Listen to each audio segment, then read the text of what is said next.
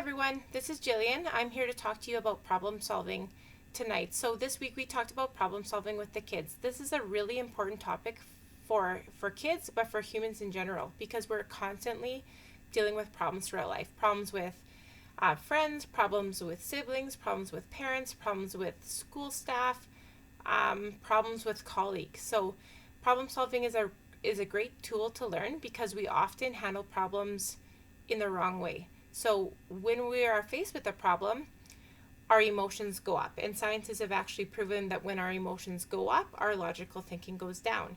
And that's why people often say and do things they don't mean to do when their emotions are elevated. And that often happens when we're dealing with problems. So I talk to the kids about what problems are first. Problems are things that we encounter with other people.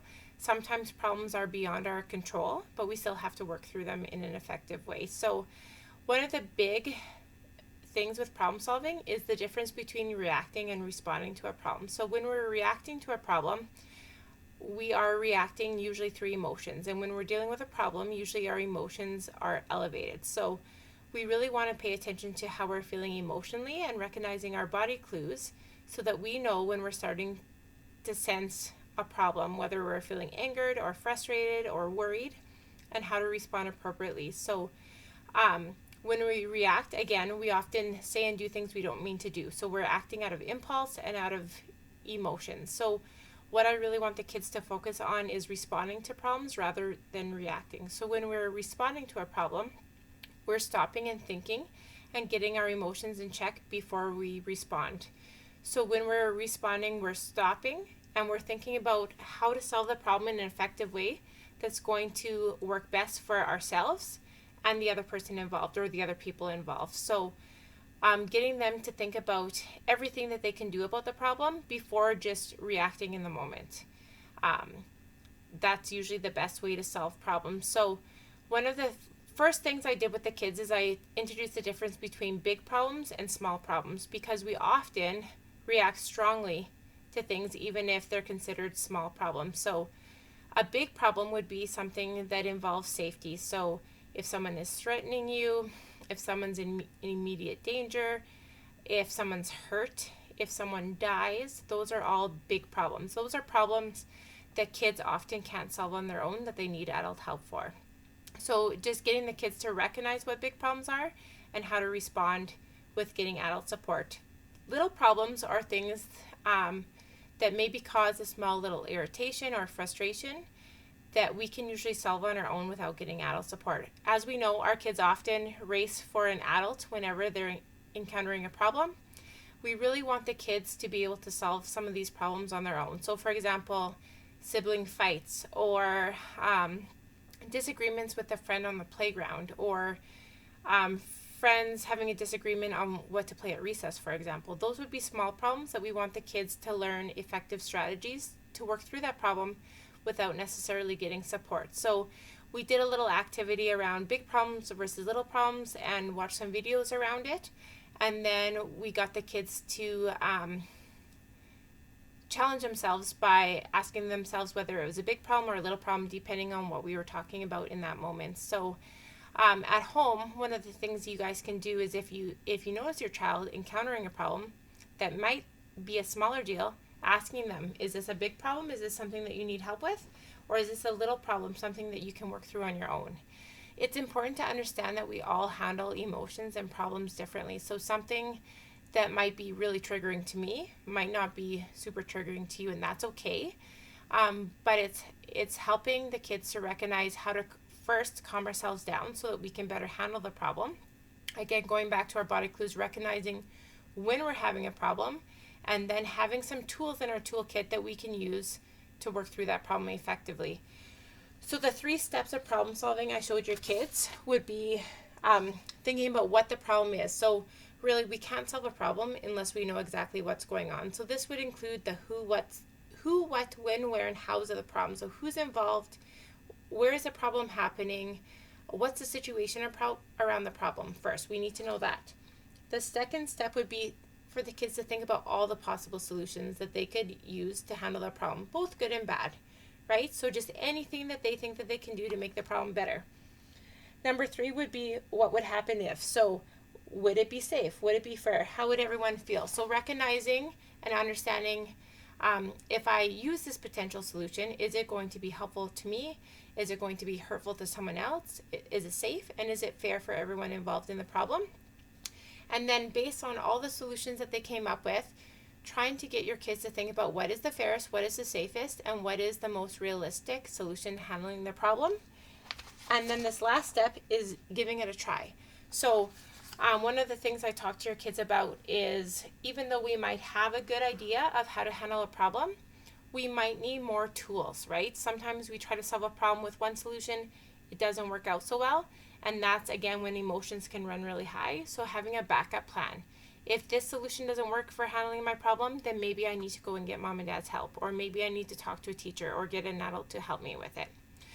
All of the kids came home with a wheel based on different problems, and there were multiple different solutions around the outside of the wheel as tools that they can use to work through those problems. So ignoring it. A good example of when to ignore a problem would be those annoying moments that maybe someone's making an uncomfortable noise, or someone maybe says something rude or inconsiderate. That might be a situation where the tool or the best solution would be just to ignore it. There was also one for talking it out. So when there's a problem, maybe with a friend, it's always good to talk it out between the two of them if both people are calm and can actually work on solutions together. So talking it out, telling that person how they feel.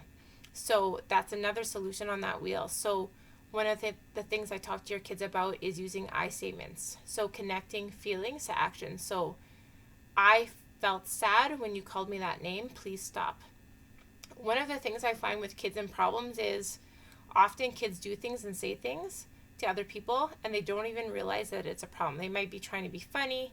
They might not understand that it's hurtful to the other person. So using I statements is a really effective tool for telling someone how you feel and to try to make that behavior stop without using blame. Blame is an awful thing for trying to solve problems. So if kids can tell the other person how they're feeling based on the other person's actions, that's going to help them to settle that problem faster, and hopefully that other person will stop whatever they're doing. Getting help is another strategy that was on that wheel. So that would be in those situations where there is a bigger problem at hand. So maybe someone got hurt, maybe someone's feeling threatened or unsafe. That's a time where they would need to get some adult help to solve that problem. Another one would be to take turns. That was on the wheel. So this would be where we would like kids to come up with a plan with the other person involved in the problem to try to come up with a solution that works for both people. So for example, if I'm on the playground or with a sibling and my sibling wants to play soccer and I really want to play basketball, how can we work together to make sure that we both get to do what we want and feel included? So that might be playing basketball first and playing soccer next, whatever is going to work best for them. So on that wheel, we did an activity where the kids spun the wheel based on the problem and tried to figure out the best solution for that problem. And they found on that wheel there's more than one possible best solution, and that's great because, again, when we handle a problem, sometimes things work and sometimes we need that backup plan to help us to get through those problems. So the best thing that you can be at home for, again, for your kids is being a coach. So asking them, is this a big problem or is this a little problem? Is this something that's making you feel really uncomfortable, or is this maybe a small irritant?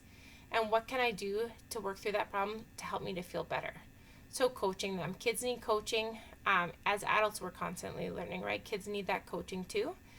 But really getting them to stop and think before they react. So again, responding to a problem rather than reacting. If you notice that your child is encountering a problem and they're getting frustrated or annoyed or uncomfortable, asking them to take a quick cool down, not a timeout, but just a time to regroup so that they can think through that problem properly. And when they're calm, getting them back in action and asking them what kind of tool might help you to work through this problem.